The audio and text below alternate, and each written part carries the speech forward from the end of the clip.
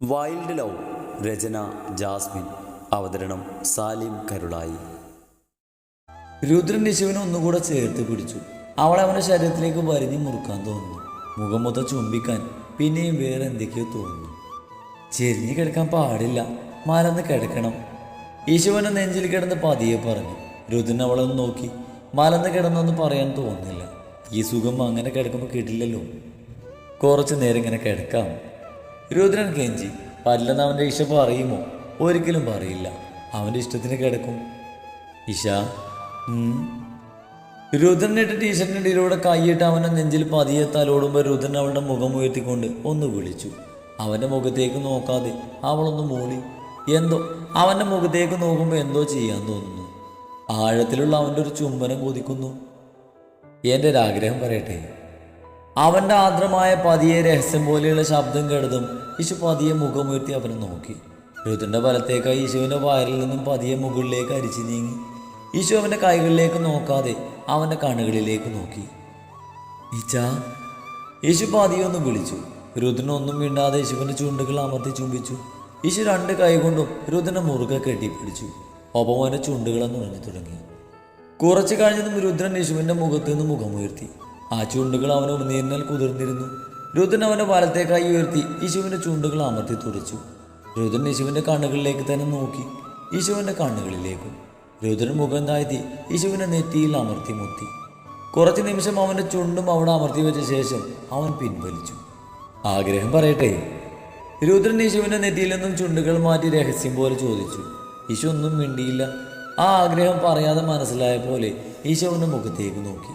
പിന്നെ ഇടത്തേ കൈ കൊണ്ട് അവളുടെ നെറ്റിയിട്ട് ശിബയിച്ചുകൊണ്ട് രുദ്രനെ നോക്കി. അവൻ്റെ ആഗ്രഹം അവൻ പറയാതെ തന്നെ അവൾക്ക് മനസ്സിലായ പോലെ. കുറച്ചധികം സമയം കഴിഞ്ഞതും രുദ്രൻ മുഖം ഉയർത്തി യേശുവിൻ്റെ മുഖത്തേക്ക് നോക്കി. കണ്ണുകൾ അടച്ചു പിടിച്ച് കിടക്കുകയാണ് അവൾ. ഇഷ. രുദ്രൻ്റെ വിളിക്ക് മറുപടിയായി അവൾ കണ്ണുകൾ തുറന്ന് അവനെ നോക്കി. അവൻ്റെ മുഖത്ത് നിറഞ്ഞ ചിരിയാണ്. അവൻ്റെ മനസ്സിൽ ഇത്ര ദിവസം ഉണ്ടായിരുന്ന കൊതി നടന്നൊരു സന്തോഷം. അതായത് അവൻ്റെ ചിരി. ഉറങ്ങേണ്ടേ? ഇനിയും അവളെ തളർത്തുന്നത് ശരിയല്ലെന്ന് തോന്നിയതും അവൻ പതിയെ ചോദിച്ചു. ഇഷ കണ്ണുകൾ ചിമ്മി തുറന്നു. എങ്ങനെയായാലും അവൾക്ക് കുഴപ്പമില്ലെന്ന പോലെയായിരുന്നു അവള്. ഇതഴുക്ക്. ടീഷർട്ട് അല്പം ഉയർത്തിക്കൊണ്ടാണ് ഈശോ അത് പറഞ്ഞത്.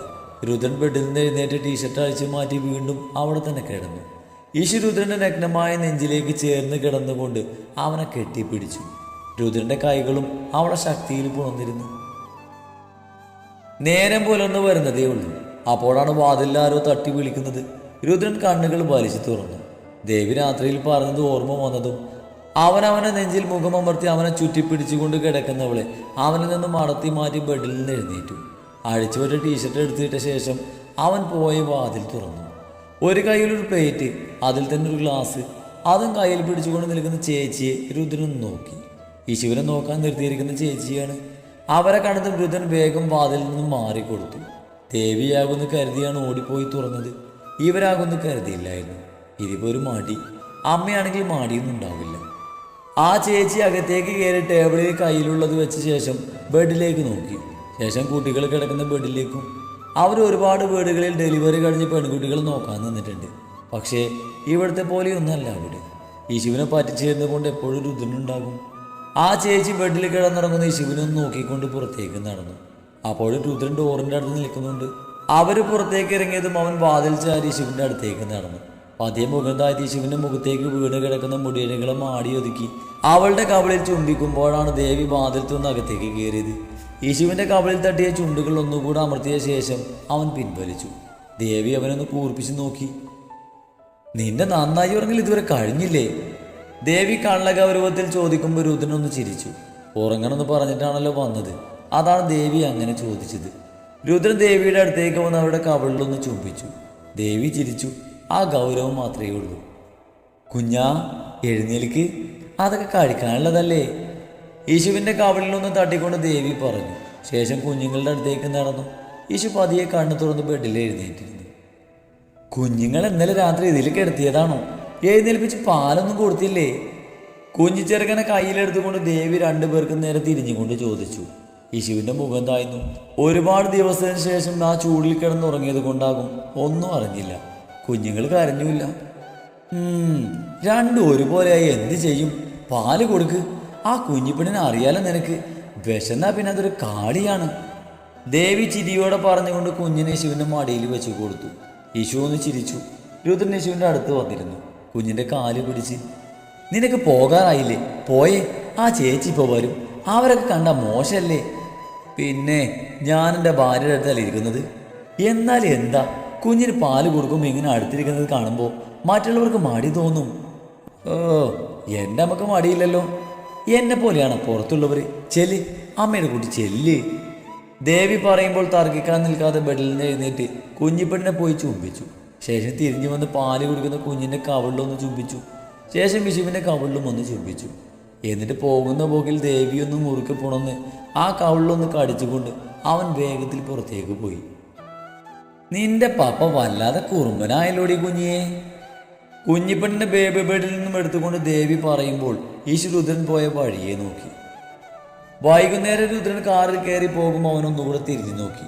അവനെ നോക്കി വാതിൽക്കൽ നിൽക്കുന്ന അവൻ്റെ ഈശ, അവളുടെ കയ്യിൽ നെഞ്ചോട് ചേർന്ന് അവൻ്റെ കുഞ്ഞിപ്പെണ്ണ്, അടുത്ത് നിൽക്കുന്ന കണ്ണൻ്റെ കയ്യിൽ അവനെ കുഞ്ഞിച്ചേക്കനും, ഒപ്പം ബാക്കിയുള്ളവരും എല്ലാവരും അവനെ തന്നെ നോക്കുവാണ്. എന്നാൽ കണ്ണനും അവൻ്റെ കയ്യിലെ കുഞ്ഞും മാത്രം അവനെ നോക്കുന്നില്ല. കണ്ണൻ പറയുന്ന നോക്കി അവനെ നോക്കി കിടക്കുവാണ് കുഞ്ഞിച്ചേക്കൻ. രുദ്രനൊന്ന് ചിരിച്ചു. അവൻ്റെ കുഞ്ഞിച്ചേക്കൻ മറ്റൊരു കണ്ണനായി മാറാനുള്ള എല്ലാ സാധ്യതയുണ്ട്. അതുപോലെയാണ് അവൻ്റെ ട്രെയിനിങ്. ഒരു ചിരിയോട് അവൻ അവരുടെയൊക്കെ കണ്ണിൽ നിന്നും പറഞ്ഞു, നല്ലൊരു മുഹൂർത്തത്തിന് തിരികെ വരാൻ വേണ്ടി.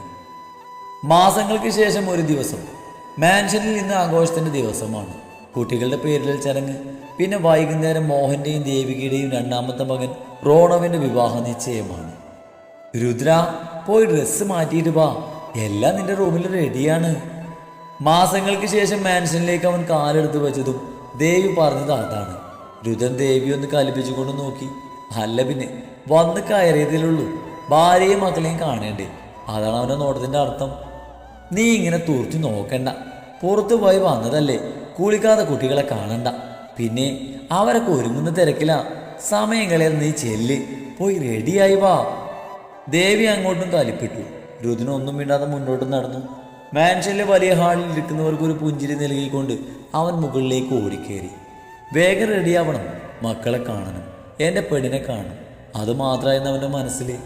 വേഗത്തിൽ റൂമിൽ കയറി കരിനീല നിറത്തിലുള്ള ഒരു കുർത്ത, കസവിൻ്റെ ഒരു മുണ്ട്, അത് അയൺ ചെയ്ത് മടക്കി വൃത്തിയാക്കി ബെഡിൽ മടക്കി വെച്ചിട്ടുണ്ട്. രുദ്രൻ അതിലേക്കൊന്ന് നോക്കിക്കൊണ്ട് കയ്യിലുള്ളത് ടേബിളിൽ വെച്ചുകൊണ്ട് ബാത്റൂമിൽ കയറി. വാ പൂട്ടിവെക്ക് കുറുമ്പി. കസവിൻ്റെ കുഞ്ഞിമുണ്ട് അരയിൽ ചുറ്റി കൊടുക്കുമ്പോൾ വലിയ വായിൽ കരയുന്ന കുഞ്ഞിപ്പെണ്ണിനെ നോക്കി കണ്ണൻ കണ്ണുരുട്ടി. പെണ്ണ് കരച്ചിൽ നിർത്തി അവനെ തുറച്ചു നോക്കി. കണ്ടോ, നോക്കുന്നത് കണ്ടോ, 3 മാസമല്ലേ ആയുള്ളൂ. ഒന്ന് നിർത്ത് കണ്ണ, ഇതൊന്ന് ഉടുപ്പിച്ചാട്ടെ. ഈശു കണ്ണൻ്റെ കൈത്തുടയിൽ പതിയൊന്ന് നുള്ളിക്കൊണ്ട് പറഞ്ഞു. കണ്ണൻ ഒന്നും മിണ്ടാതെ ബെഡിൽ മലന്ന് കിടന്നു. അപ്പുറവും ഇപ്പുറവും രണ്ടും കിടക്കുന്നുണ്ട്. കണ്ണൻ കുഞ്ഞിപ്പെണ്ണിൽ നിന്നും തിരിഞ്ഞു കിടന്ന് കുഞ്ഞിച്ചക്കനെ കെട്ടിപ്പിടിച്ചു. ചിരിയോടെ കുഞ്ഞ് കിടന്നു കൊടുത്തു. ആഹാ, സുന്ദരി ആയില്ല അച്ഛമ്മയുടെ കുട്ടി. ദേവി റൂമിലേക്ക് കയറി കുഞ്ഞിപ്പെണ്ണിനെ നോക്കി പറഞ്ഞതും കണ്ണൻ തിരിഞ്ഞു കിടന്നു. കണ്ണൊക്കെ വാലിട്ട് എഴുതി മാറ്റി കിടക്കുന്ന കുഞ്ഞിനെ കണ്ടതും കണ്ണൻ ചിരിച്ചു. നീ സമ്മതിച്ചോടി കളിപ്പെണ്ണേ. ആ ഉണ്ടക്കവളിലൊന്ന് മുത്തിക്കൊണ്ട് കണ്ണൻ കുഞ്ഞിനെ കെട്ടിപ്പിടിച്ചു. ഒരു കാറിലായിരുന്നു. കണ്ണൻ ബെഡിൽ നിന്ന് ചാടിയിറങ്ങി. ഓ, അവിടെ നിന്ന് തൊടാൻ പറ്റില്ല, അപ്പോഴേക്കും തുടങ്ങും ഓഹങ്കാരി. കണ്ണ, നിന്നോട് ഞാൻ പറഞ്ഞിട്ടുണ്ട്, കുഞ്ഞിന് അവള് ഇവള് ഡി എന്നൊന്നും പറയില്ലേ എന്ന്. ദേവി കണ്ണനോട് ദേഷ്യപ്പെടുന്നതും കണ്ണൻ വീണ്ടും കുഞ്ഞുങ്ങൾക്ക് നടുവിലായി കിടന്നു. പുറത്ത് ഒരുപാട് ആളുകളാണ്. ചെറുക്കൻ ഈ കണ്ട ആളുകളെയൊക്കെ കാണുന്നത് ഇഷ്ടമല്ല. അതുകൊണ്ട് അവൻ പുറത്തേക്ക് പോകാതെ റൂമിൽ തന്നെ കൂടിയത്. കണ്ടാ ചിരിക്കണല്ലോ, ചിരിച്ചാൽ മിണ്ടണല്ലോ, അതിനൊന്നും അവന് വയ്യ, മടി. കുഞ്ഞുങ്ങൾ റെഡിയായില്ലേ? അവരെങ്ങത്താ, ഞങ്ങൾ പുറത്തേക്ക് കൊണ്ടുപോകാം, നീ റെഡിയായിക്കോ. ദേവി പറയുമ്പോൾ യേശു താലിയാട്ടി. കണ്ണൻ കുഞ്ഞിച്ചക്കനെടുത്തു. ദേവി കുഞ്ഞിപ്പെണ്ണിനെ എടുത്തുകൊണ്ട് പുറത്തേക്ക് നടന്നു. യേശു ഡോറ് ലോക്കാക്കി ഫ്രഷ് ആവാൻ കയറി. കരിനീല നിറത്തിലെ കല്ല് വർക്ക് വരുന്ന ബ്ലൗസും സ്വർണ്ണ കസവുള്ള സാരിയുമായിരുന്നു യേശുവിൻ്റെ വേഷം. രാവിലെ റോണി പോയി വാങ്ങിക്കൊണ്ടുവന്ന മുല്ലപ്പൂവും തലയിൽ ചൂടി ചെറിയ രീതിയിൽ അണിഞ്ഞൊരുങ്ങി യേശു പുറത്തേക്ക് വന്നു. ഡെലിവറി കഴിഞ്ഞത് കൊണ്ട് തന്നെ യേശുവിന് അല്പസ്വല്പം മാറ്റങ്ങളൊക്കെ സംഭവിച്ചിട്ടുണ്ട്. ചെറിയ രീതിയിലൊന്ന് തുടുത്തിട്ടുണ്ട്. നല്ല നിറവും വെച്ചിട്ടുണ്ട്. വെള്ളയിൽ ചുവപ്പ് കലർന്ന പോലെ ഒരു നിറാണ്. തൊട്ടണം ചുവന്നു പോകും. യേശു ഹാളിലിരിക്കുന്ന എല്ലാവരെയും നോക്കി ചിരിച്ചുകൊണ്ട് മുന്നോട്ട് നടന്നു. എല്ലാവരും അവളെ തന്നെ നോക്കിയിരുന്നു പോയി. അത്രയും സുന്ദരിയായിട്ടുണ്ട്. മുൻപ് കണ്ടതിനേക്കാൾ ഭംഗി. കയ്യിലെന്തോ പിടിച്ചുകൊണ്ട് മുകളിൽ നിന്നും ഇറങ്ങി വരുന്ന റോണ യേശുവിനെ ചേർത്ത് പിടിച്ചു. സുന്ദരിയായിട്ടുണ്ടെന്ന് പറഞ്ഞു. വൈകിട്ട് അവൻ്റെ നിശ്ചയമാണ്. അതിൻ്റെ യാതൊരു ഭാവവും അവൻ്റെ മുഖത്തിൽ നിന്ന് യേശു ശ്രദ്ധിച്ചു. ചേച്ചി, റോണ പോകുന്നത് നോക്കിയെന്ന് യേശു പിന്നിൽ നിന്നും കണ്ണിൻ്റെ ശബ്ദം കേടുന്ന് തിരിഞ്ഞു നോക്കി. സുന്ദരിയായിട്ടുണ്ട്. പറയിലും യേശുവിനെ കെട്ടിപ്പിടിച്ച് കഴിഞ്ഞിരുന്നവൻ യേശുവിൻ്റെ ഒതുക്കമില്ലാതെ നീളം മുടികളൊന്നും ഉലച്ചു. ആളിൽ കൂട്ടം കൂടി നിന്നവർ അവരെ തന്നെ നോക്കി. ഭർത്താവിൻ്റെ അനിയനല്ലേ, സ്വന്തം അനിയനൊന്നല്ലല്ലോ. എന്തോ ചിലർക്കൊന്നും ആ നിൽപ്പ് പിടിച്ചില്ല. നേരത്തെ റോണ പിടിച്ചതും മുഖം ചുളിച്ച് നിന്നവർ ഇതുകൂടെ കണ്ടതും ഓരോന്ന് പരസ്പരം പറഞ്ഞു. യേശു പതിയെ അടുക്കളയിലേക്ക് നടന്നു. അവിടെയും ഒത്തിരി പേരുണ്ട്. ഇത്ര വലിയ പരിപാടിയൊന്നും വേണമെന്ന് രുദ്രൻ വിളിച്ചപ്പോൾ പറഞ്ഞതാണ്. പക്ഷെ മോഹന് വാശി. രുദ്രൻ്റെ നിശ്ചയമോ വിവാഹമോ അങ്ങനെ അവൻ്റെ ജീവിതത്തിൽ ഒരു പ്രധാനപ്പെട്ട ചടങ്ങും ആഘോഷിക്കാൻ പറ്റിയിട്ടില്ല. അതുകൊണ്ട് ഇതാഘോഷമാക്കണം, കാര്യമായി തന്നെ ആഘോഷിക്കണം എന്ന് നിർബന്ധം പിടിച്ചപ്പോൾ എല്ലാവരും സമ്മതിച്ചു. കൂടെ നിശ്ചയമുണ്ടല്ലോ. രുദ്രൻ മുണ്ടെടുത്ത ശേഷം കൂർത്തിയിട്ടു. വേഗം ഒന്ന് ഒരുങ്ങിയിറങ്ങി റൂമിൽ നിന്നും താഴേക്ക് പാഞ്ഞു. 2.5 മാസമായി ശിവനെ ഒന്നും കണ്ടിട്ട്. ദിവസവും വീഡിയോ കോൾ വിളിക്കുമെങ്കിലും ഇതുവരെ പെണ്ണിൻ്റെ മുഖമൊന്നും കാണാൻ സമ്മതിച്ചിട്ടില്ല. കുട്ടികളെ കാണും, അല്ലാതെ അവളെ കാണിക്കില്ല. നേരിട്ട് കണ്ടാൽ മതിയെന്ന് അവൻ്റെ പെണ്ണിനൊരു വാശി. അതിലും വാശിയുള്ള ഒരുവനെ അവളിന്ന് അറിയും. രുദ്രൻ സ്റ്റെപ്പ് ഇറങ്ങി ചുറ്റുമൊന്ന് നോക്കി. ഹാളിൽ ഒരുപാട് പേരിരിക്കുന്നു. രുദ്രൻ പതിയെ യേശു കിടന്ന റൂമിലേക്ക് കയറി. മുറി ശൂന്യം, ആരുമില്ല. രുദ്രന് വല്ലാതെ ദേഷ്യം വന്നിട്ട് ഈ നേരം വരെ മക്കളെ പോലും ഒന്നും കണ്ടിട്ടില്ല. ഏട്ടാ, പല്ല് കടിച്ച് പിടിച്ച് കൈവിശി ചൂട്ടിപ്പിടിക്കുമ്പോഴാണ് പിന്നിൽ നിന്ന് റോണിയുടെ ശബ്ദം കേട്ടത്. സമയമായി എന്നോട് വരാൻ. റോണി പറയുമ്പോൾ രുദ്രൻ മുറുകിയ മുഖഭാവത്തിൽ തന്നെ പുറത്തേക്ക് ഇറങ്ങി. അവനിറങ്ങിയത് റോണി സംശയത്തിൽ അവനെ നോക്കി. പിന്നാലെ ഇറങ്ങിക്കൊണ്ട് പരിചയമില്ലാത്ത സ്ത്രീയുടെ മടിയിൽ അവൻ്റെ കുഞ്ഞിച്ചക്കനെ കണ്ടതും രുദ്രൻ പാഞ്ഞു പോയി അവൻ്റെ കുഞ്ഞിനെ എടുത്തു. മുഖം മൊത്തം ചുംബിച്ചു. വാരിയെടുത്ത് ശ്വാസം മുട്ടിക്കും പോലെ ചുംബിച്ചത് കൊണ്ടാകും കുഞ്ഞ് പെടുന്ന് കരഞ്ഞു.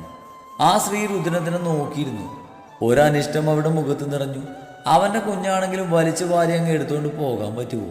പക്ഷേ ചെറുക്കൻ്റെ അവസ്ഥ അവർക്ക് അറിയില്ലല്ലോ. ഇല്ലട കുഞ്ഞാ, പപ്പയാണ്. രുദ്രൻ അരുമയോടെ പറഞ്ഞുകൊണ്ട് അവൻ്റെ നെറ്റിയിൽ ചുംബിച്ചു. കരുതിൽ സ്വിച്ചിട്ട് പോലെ നിന്നു. ആ ശബ്ദം കുഞ്ഞിന് പരിചിതമായിരുന്നു. കുഞ്ഞിൻ്റെ ശബ്ദം കേട്ടതും യേശു കുഞ്ഞിപ്പെണ്ണിനെ കയ്യിൽ പിടിച്ചുകൊണ്ട് ഹാളിലേക്ക് വന്നു.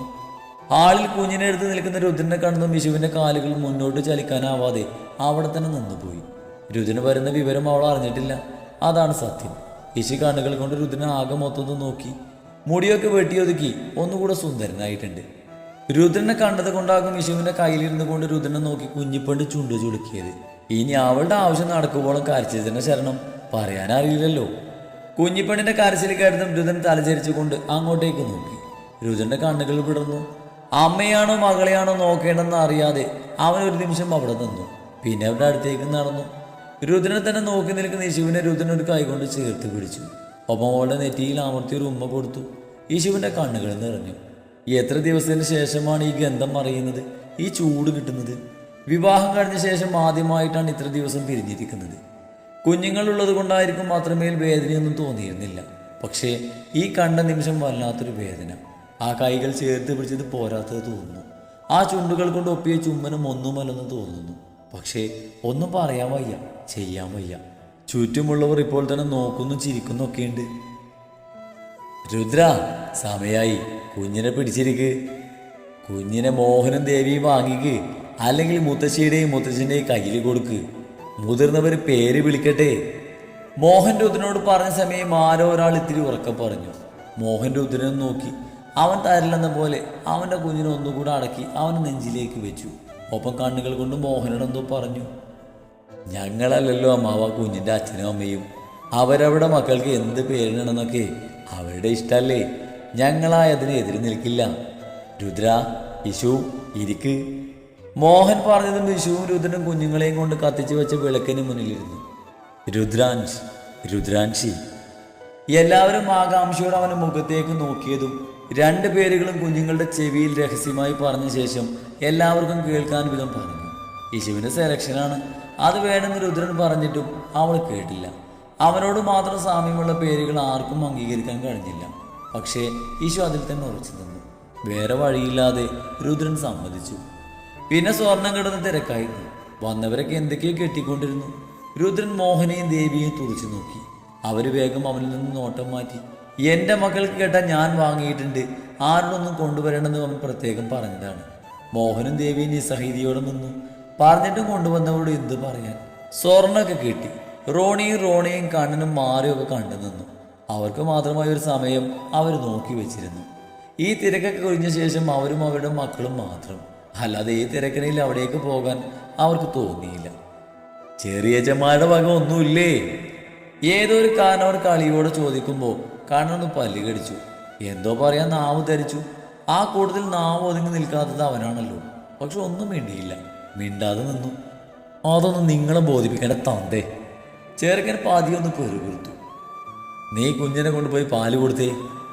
യേശുവിനെ നോക്കാതെ കരഞ്ഞുകൊണ്ടിരിക്കുന്ന കുഞ്ഞിപ്പെണ്ണിനെ നോക്കി രുദ്രൻ മുറുകിയ മുഖത്തോടെ പറഞ്ഞു. ആരുടെയൊക്കെയുള്ള ദേഷ്യം. സ്വർണം കെട്ടി കൊടുക്കുമ്പോൾ തുടങ്ങിയ കരച്ചിലാണ് പെണ്ണ്. ഇതുവരെ നിർത്തിയിട്ടില്ല. ആകെ തീക്കും തിരക്കും കണ്ടിട്ട് കുഞ്ഞിന് അസ്വസ്ഥതയാണ്. അതിനിടയിൽ രുദ്രൻ എടുക്കാത്ത വാശിയും. എങ്ങനെ എടുക്കും? കയ്യിലുള്ള ആൾ മാറിയാലല്ലേ അവളെടുക്കാൻ പറ്റുള്ളൂ. രുദ്രൻ പറഞ്ഞത് മിശു കുഞ്ഞിനെയും കൊണ്ട് റൂമിലേക്ക് നടന്നു. രുദ്രൻ അവൾ പോകുന്നതെന്ന് നോക്കിക്കൊണ്ട് ദേവിയുടെ റൂമിലേക്ക് നടന്നു. പോകുന്ന പോക്കിൽ അവൻ്റെ അച്ഛനെയും അമ്മയെയും അവനൊന്ന് നോക്കി. കൂടെ വരാൻ പറയാതെ പറഞ്ഞതാണെന്ന് മനസ്സിലായതും അവരൊന്നും മിണ്ടാതെ അവൻ്റെ പിന്നാലെ നടന്നു.